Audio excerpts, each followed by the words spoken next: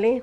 Vos que estás muy comprometida con la Dirección de Adultos Mayores, Sí, con la tarea por nuestros adultos mayores en que general, estamos llegando también por con la supuesto, edad. y estamos ahí, Obvio. cerquita de las fronteras, pero es todo un tema y vamos a conversar con un especialista, porque habitualmente cuando nos referimos a ellos es porque hablamos de jubilaciones, de las políticas jubilatorias, de los problemas con el PAMI, de los achaques y demás. Pero hay un médico, gerontólogo, especialista en la tercera edad, que está presentando una nueva visión de esto. Ha escrito varios libros y además es un conferencista, un consultor. Interesantísimo su enfoque y además lo respalda en números. Diego Bernardini está en Estados Unidos, en Washington, y desde allí nos atiende y le agradecemos. Doctor, buen día, gracias por estar. ¿Qué tal, Pablo? Buen día. Gracias por el llamado. No, al contrario. Bueno, eh, una una nueva longevidad, así presentada como concepto. ¿Por qué hablar de una nueva longevidad y con qué interés, doctor? Bueno, hablar, digamos, de longevidad es hablar de cómo cada uno de nosotros puede gestionar el paso del tiempo. Mm, Hoy está comprobado que el tiempo que vivimos y la calidad de ese tiempo que vivimos está muy relacionada a nuestros hábitos de vida, a conductas de vida saludable. La genética apenas está explicando un tercio mm, de la longevidad. Y por otro lado, si vamos a los datos duros, a las estadísticas, la realidad es que a ver, hay dos tendencias. La primera es que a mayor edad de las personas encontramos mayor necesidad de cuidados, mayor grado de dependencia, llamémosle. Por supuesto, la otra tendencia es que lamentablemente las mujeres suelen tener mayor proporción de necesidad de estos cuidados. Ahora bien, si tomamos la cantidad de personas, sean hombres o mujeres, mayores de 85 años que necesitan cuidados, apenas llegan al 40-45% de la población. ¿Qué significa esto? Que la mayor cantidad de las personas mayores de 80 años están viviendo en sus casas, viven con grados de salud aceptables. Cuando digo aceptables, no digo que no tomen medicinas, no digo que no utilicen un bastón, quizás una muleta, determinadas ayudas, sino que pueden vivir de manera independiente, de manera autónoma. Por eso hoy, y no solo en mi caso, sino somos varios los especialistas en el mundo que venimos trabajando este tema, investigándolo, ya esto es un fenómeno de los últimos 25, 30 años, tampoco es que esto existe hace mucho tiempo. Bueno, hablamos más de longevidad y ya no tanto de envejecimiento en sí mismo. bien. Ahora, también un tiempo de oportunidades, digo, personales, propias. Hoy se está discutiendo incluso las oportunidades que el mercado puede dar en una empleabilidad que rompa esquemas o estereotipos. Desde ese punto de vista, ¿qué se ve desde la medicina?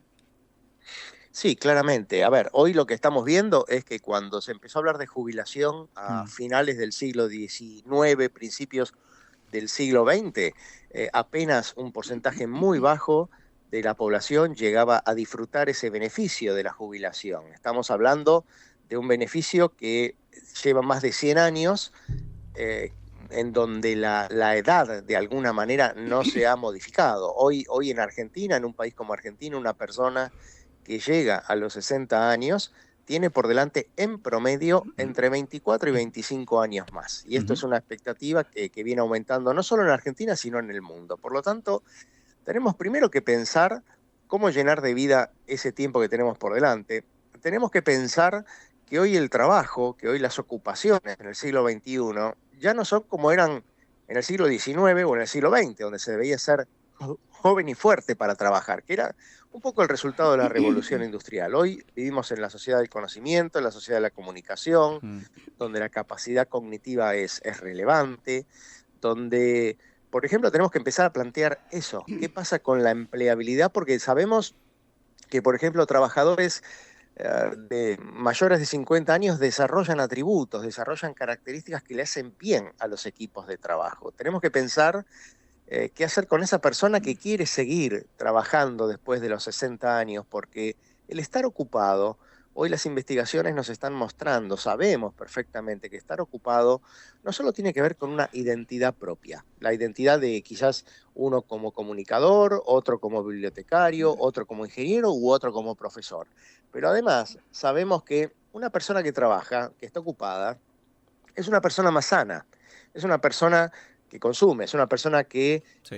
digamos, utiliza menos bienes del Estado. Entonces, esta nueva longevidad, que significa, vuelvo a repetir, que vivimos más, que vivimos de una manera diferente, que tenemos, por supuesto, oportunidades y también riesgos, desafíos, dentro de esos desafíos, tenemos que pensar una nueva sociedad donde haya nuevos cánones, nuevos principios de empleabilidad y tenemos que Claro. empezar a discutir también otras cuestiones que ya discuten otros países, como son los esquemas de retiro. La jubilación es un derecho, no tiene que ser una obligación. Mm. Entonces, aquel que quiera, que desea seguir trabajando, les pongo un ejemplo, Pablo. Ustedes son comunicadores. Sí. A ver, ¿por qué a los 62 o 65 años deberían a ustedes jubilarlos cuando ustedes perfectamente están con un nivel de comprensión del entorno, Mm. de lo que pasa en el mundo, la experiencia de décadas que han vivido comunicando, con la posibilidad de enseñarle a generaciones más jóvenes? ¿Por qué los obligarían a jubilarse? Ujú. Sí, Claro. es una discusión y de hecho está llena de ejemplos en que los grandes talentos y personalidades absolutamente adoptadas socialmente y seguidas como referentes de opinión siguen teniendo plena vigencia. Eso es una realidad en nuestro sector. Sí. Completamente, pero también tenemos, mira, tenemos otros datos que son muy importantes. Por ejemplo, las patentes de creatividad que se han presentado entre Estados Unidos y Japón Sí. han levantado en las últimas 2 décadas la edad promedio. Hoy Mm. están en un promedio de 50 años. Ujú.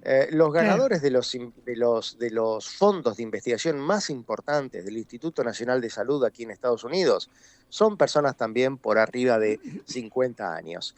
El promedio de edad de los CEO de las 500 empresas más importantes de Standard Poor's que cotizan en bolsa están por arriba de los 55 años. Bueno, tenemos datos realmente que nos están mostrando que la sociedad se está transformando y eso tiene que ver con la posibilidad, por ejemplo, de tener dentro de una empresa 5 generaciones diferentes. Claro. Son Sí. 5 Ujú. perfiles de experiencia distintos, son 5 perfiles de formación diferentes. Hoy está comprobado que después de los 50 años quizás perdés un poco de velocidad en la toma de decisión, quizás el cálculo abstracto, que es algo muy, muy característico de la inteligencia fluida, que es la inteligencia que tenemos con un pico de efectividad cerca de los 30, 35 años, eso se pierde un poco, pero también ganamos en lo que se llama inteligencia cristalizada, que es la capacidad de, como decía, de comprensión, de entender una decisión que, como digo, quizás es un poquito más lenta para tomarse, pero es más asertiva.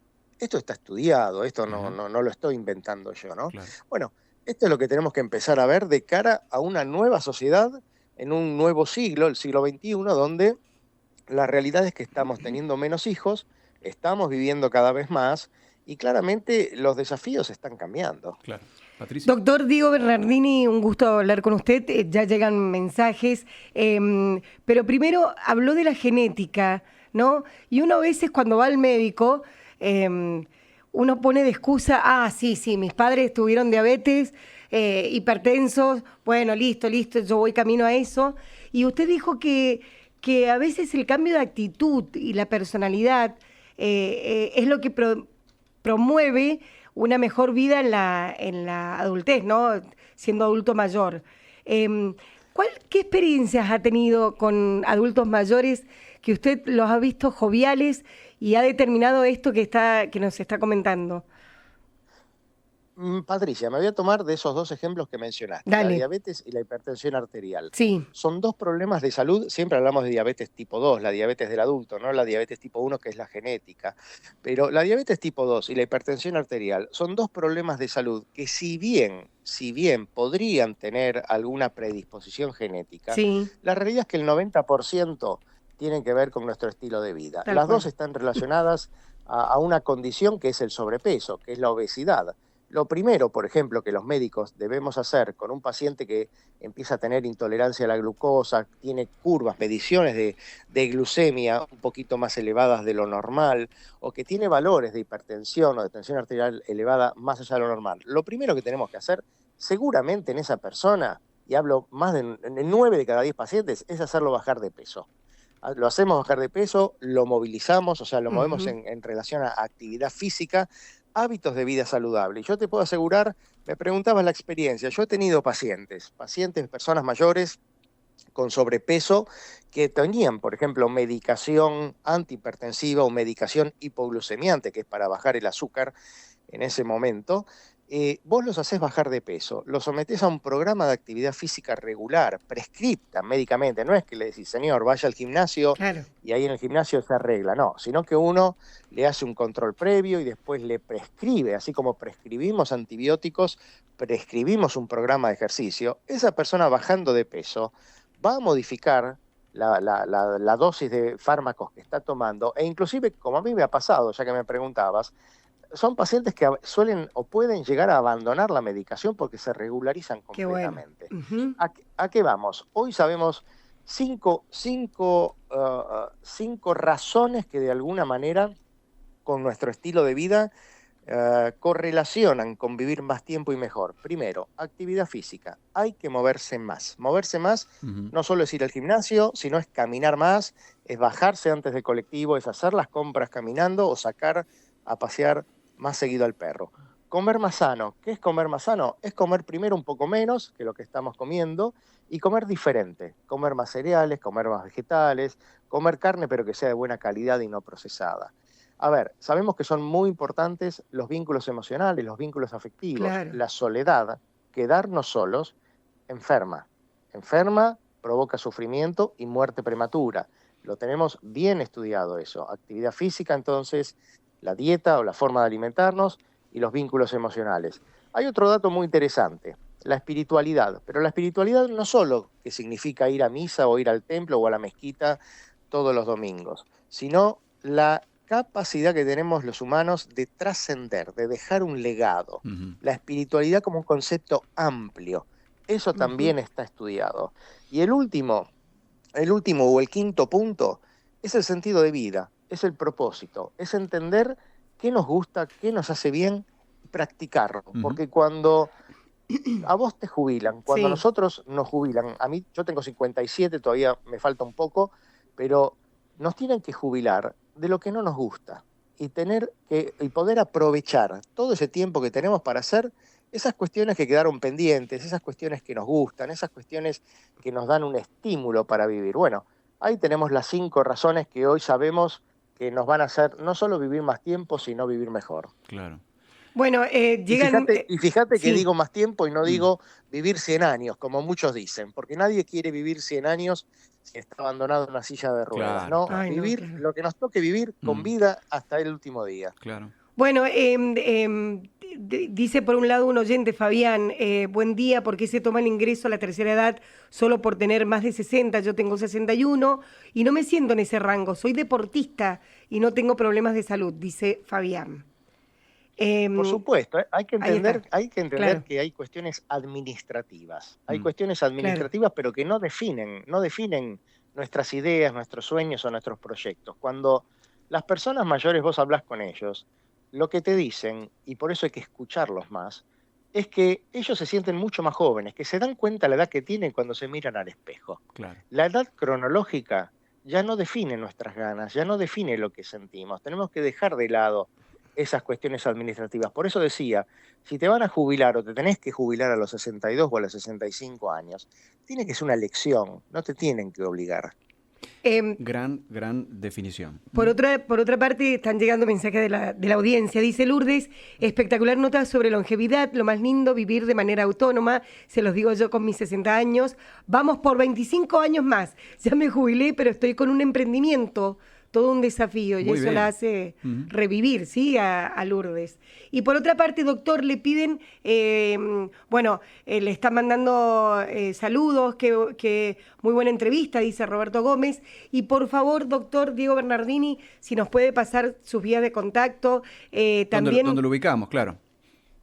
Sí, cómo no, cómo no. A ver, el sitio web diegobernardini.com, ahí se pueden Ujú. suscribir a un newsletter, a un boletín que nosotros mandamos una vez Ujú. por semana. diegobernardini.com. Tenemos una comunidad de aprendizaje, que es un espacio donde nos encontramos personas de 50, 60, 70, para formarnos, para Qué tener bueno. momentos de charla. Tenemos masterclass con personas invitadas de todo el mundo. Eso es lasegundamitad.org, Ujú. lasegundamitad.org. Y bueno, y si no, en el Instagram, Doctor Bernardini, ahí me pueden encontrar, con Claro. todo gusto. Y sus libros. Y los libros además, Sí, claro. Y que deben Sí, estar todos estos. el sí, libro que hoy se puede encontrar en la librería sí, es el segundo libro mío, que ya va por la sí. tercera edición, que se llama justamente La segunda mitad, Los Ujú. 50 más, vivir la nueva longevidad, Claro. que es de Editorial Aguilar del grupo Random House. Ese está, entiendo, porque estaba agotado, ya está por la tercera edición y ese actualmente se puede encontrar en las librerías principales. Ujú. Muchos mensajes, la verdad que una repercusión muy linda de esta charla que se va abriendo y se vuelve colectiva. Dice, acá hay una abogada de 70 años en plena actividad, creativa y disruptiva. Claro, digo paréntesis mío, hay actividades en que la plenitud realmente está en una edad más avanzada porque además puedan acaudalar prestigio y un conocimiento y una experiencia muy buenos. Y pregunta, dice, decirle si está mal que me sienta de 40 años. Para nada, para nada. Mira, a ver, es lo que vos decías. A ver, la persona que trabajó en la obra en construcción, el albañil, Sí, el hombre que de repente acarreó medias reses del camión a la carnicería toda su Claro. vida, a esa persona hay que darle el beneficio, porque seguramente va a tener el cuerpo lastimado y va a necesitarlo. Y a esa persona el Estado debe garantizarle mm, de alguna manera ese beneficio que se ganó, porque se lo ganó durante sus 30 o 40 años de trabajo. Pero la señora que es abogada, por ejemplo, y que es una profesión liberal, no tiene, o sea, no tiene ningún por qué decir, bueno, ahora me voy a la casa a trabajar de abuelita. Primero, que yo no sé si es abuela; segundo, no sé si le gusta ser abuela; y tercero, que es feliz en su estudio con sus clientes que deben reconocerla después de tantos años de trabajo. Bueno, yo creo que estos son elecciones personales. Y te doy un dato más, porque vos dijiste los 40 años. ajá.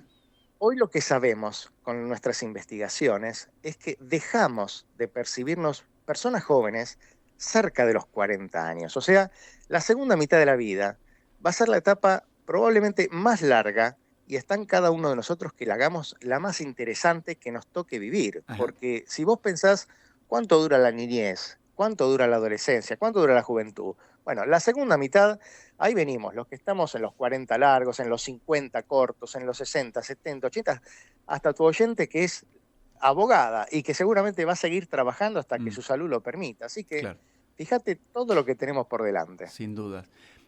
A ver, hay una parte que no va a ser tan condescendiente con el doctor y gerontólogo, pero le voy a preguntar por su microcomunidad. Los médicos, hoy por hoy, ¿tienen tan abrazado este concepto? ¿Entienden de la misma manera que usted? Porque también, a ver, vemos en otras especialidades que está la medicación fácil, el tratamiento Ujú. rápido, la atención por ahí displicente. ¿Qué autocrítica se hace en ese rubro? Y los médicos somos bichos muy difíciles, Mm, somos bichos muy difíciles. Mirá, los médicos somos un gremio, y hay que decirlo, somos muy conservadores, muy jerárquicos. Yo a mis estudiantes en la facultad, yo soy profesor titular en la Universidad Nacional de Mar del Plata y en la Fundación Barceló. ajá, Y yo a mis estudiantes siempre les digo, primero que tienen que entender que la profesión que nosotros abrazamos es por vocación, sí. es por vocación. Y la vocación significa servicio, significa honestidad, significa responsabilidad, significa empatía, compasión. Bueno, algo está pasando que los médicos estamos perdiendo eso. A mí cuando me preguntás, yo, si bien tengo mi carrera académica, tanto el doctorado como la maestría hecha en gerontología o en geriatría, Ujú, yo me identifico como médico de familia y hablo de mí, pero porque la medicina familiar, el médico de familia, encara de alguna manera ese médico cercano a la persona que llegaba a tu casa, que se sentaba, que tenía tiempo. Me pueden decir mis colegas, bueno, pero hoy cambió porque tenemos 5 minutos por pacientes y porque tengo 25 personas que me esperan en la sala de espera. Bueno, a ver, tenemos que adecuarnos. Que vos tengas 5 minutos con esa persona no significa que la abraces, que le des la mano, que la escuches, que la mires, que se sienta atendida. Bueno, tenemos que trabajar los médicos, y no solo los médicos, los profesionales de la salud, en algo que ahora vuelve de alguna manera como una onda así de nuevo de formación, que es la humanización del cuidado. ujú, Nosotros tenemos que volver a esos valores. Y fíjate algo, yo dije que los profesionales de la salud y los médicos particularmente elegimos la profesión por vocación, pero cuando se eligen los puestos de residencias médicas para especializarnos, algo está pasando que lo que se busca son especialidades médicas, con alto retorno económico y con gran prestigio social. Hablamos de cirugía, de cardiología o de oftalmología, por ejemplo. Y esto pasa en todo el mundo, ¿eh? Esto no es solo de Argentina. Ujú. Entonces, algo estamos haciendo en nuestras escuelas de medicina, que estamos deformando, si se quiere, ese espíritu por el cual nuestros estudiantes y nosotros mismos hemos elegido la profesión. Esto es un planteo que tenemos que hacernos no solo como profesionales, no solo como profesores los que somos docentes, sino como personas. Bueno, hablando de educación, doctor Diego Bernardini, que ha provocado que la audiencia se despierte y envíen un montón de mensajes. A full. Hay mucha gente joven de 70 que nos está escribiendo y está muy contenta por esta entrevista. Diego Bernardini, hablando de educación, porque estábamos hablando de los profesionales, de los doctores, pero ¿en qué puede ayudar la familia, la propia familia, que a veces somos nosotros que dejamos a un lado a nuestros adultos mayores, ¿no? Tenemos que enseñar lo que significa la longevidad. Tenemos que hacer pedagogía de la longevidad. Sí. Tenemos que poner en valor lo que significa una familia intergeneracional, donde están los nietos, donde están los padres, donde están los abuelos. Quizás la familia a la cual muchos de nosotros nos criamos, con esa inmigración española, europea, italiana. Bueno, me parece que hoy tenemos una posibilidad que es única, que es la de sentarnos 3, 4 generaciones alrededor de la misma mesa. Las personas mayores tienen que aportar. Hoy sabemos que los niños, las niñas que se crían en familias, que crecen en familias donde están presentes las personas mayores, de adultos van a tener mejor predisposición para relacionarse con las personas mayores. Porque hay un tema que no mencionamos y me gustaría traer a la charla, que es extremadamente relevante, y es la discriminación por edad. Es lo que llamamos edadismo. Justamente el sábado pasado, 15 de junio, se conmemora en el mundo, ya desde el año 2006, el Día Internacional en contra del abuso y el maltrato de las personas mayores. Porque la discriminación por edad es mucho más frecuente que la discriminación por color de piel, por pensamiento político, hasta por sexo. La discriminación por edad la vamos a sufrir todos nosotros si no modificamos esta sociedad de la que formamos parte. Las personas mayores tienen mucho por aportar, las personas mayores son las que de una manera u otra nos legan una sociedad en la que vivimos, las personas mayores son las que en algún momento nos cuidaron a nosotros, y por qué no nosotros no cuidar de ellas cuando se encuentran vulnerables. Entonces, las personas mayores somos nosotros el día de mañana. Me parece que ese es el punto fundamental para entender en esas familias que muchas veces maltrata a esas personas mayores. Les cuento que el maltrato generalmente se da en vínculos familiares primarios. O sea, hablamos que los más denunciados suelen ser los hijos o las hijas, y que el maltrato no solo tiene que ver con un castañazo, con un empujón, como quizás uno imagina. Es una mirada, es una palabra, es un maltrato psicológico, en definitiva, pero también puede ser un maltrato financiero. Pensemos que prácticamente todas las personas mayores de Argentina, 9 de cada 10 reciben, grande o chica, pero reciben una pensión. Sí, Y en muchos hogares es el único ingreso regular que es hay hoy verdad, en nuestro país. es verdad. Pensemos en el maltrato sexual, Mm, que por ejemplo ocurre en residencias, en los mal llamados geriátricos.